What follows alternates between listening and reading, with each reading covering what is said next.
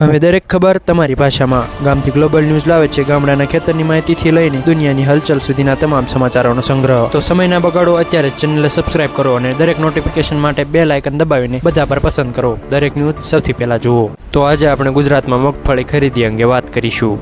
ગુજરાતમાં મગફળીના ટેકાના ભાવ ખરીદી અંગે મોટી સત્તાવાર જાહેરાત થઈ છે। કેન્દ્ર સરકારે ગુજરાત માટે 12.62 લાખ મેટ્રિક ટન મગફળી ખરીદવાની મંજૂરી આપી છે, જેની કિંમત 9,167 કરોડ રૂપિયાથી વધુ છે। આ ખરીદી ટેકાના ભાવે એટલે કે MSP હેઠળ કરવામાં આવશે, જેથી ખેડૂતોને બજાર ભાવના ઉતાર ચઢાવથી સુરક્ષા મળશે। રાજ્યના 9.21 લાખથી વધુ ખેડૂતોએ ટેકાના ભાવે મગફળી વેચવા માટે ઈ-સમૃદ્ધિ પોર્ટલ મારફતે નોંધણી કરી છે। નોંધણી બાદ રાજ્ય સરકારે ડ્રોન અને સેટેલાઇટ આધારિત ચકાસણીની પ્રક્રિયા પૂર્ણ કરી છે, જેથી વાસ્તવિક વાવેતરની ખાતરી મળી શકે। ગુજરાતમાં આ વર્ષે મગફળીનું વાવેતર લગભગ 22 લાખ હેક્ટર વિસ્તારમાં થયું છે, જેમાંથી 66 લાખ મેટ્રિક ટન ઉત્પાદન થવાનો અંદાજ છે। ખરીદીની પ્રક્રિયા નવેમ્બર 2025ના પ્રથમ સપ્તાહથી શરૂ થવાની શક્યતા છે, જે તમામ જિલ્લાઓના ખરીદી કેન્દ્રો પર એકસાથે હાથ ધરાશે। રાજ્ય સરકારે વધુ ખરીદી માટે કેન્દ્ર સમક્ષ રજૂઆત કરી છે, જેથી દરેક ખેડૂતને ટેકો મળી રહે અને એક પણ ઉપજ બાકી ન રહે। આ પગલાંથી ગુજરાતના ખેડૂતોને આર્થિક સુરક્ષા મળશે અને મગફળીના વાવેતર માટે વધુ પ્રોત્સાહન મળશે। આ બાબતે તમારું શું કહેવું છે અમને કોમેન્ટમાં જરૂર કહેજો, અને વિડીયો ગમ્યો હોય તો વિડીયોને લાઇક કરીને ચેનલને સબસ્ક્રાઇબ કરજો।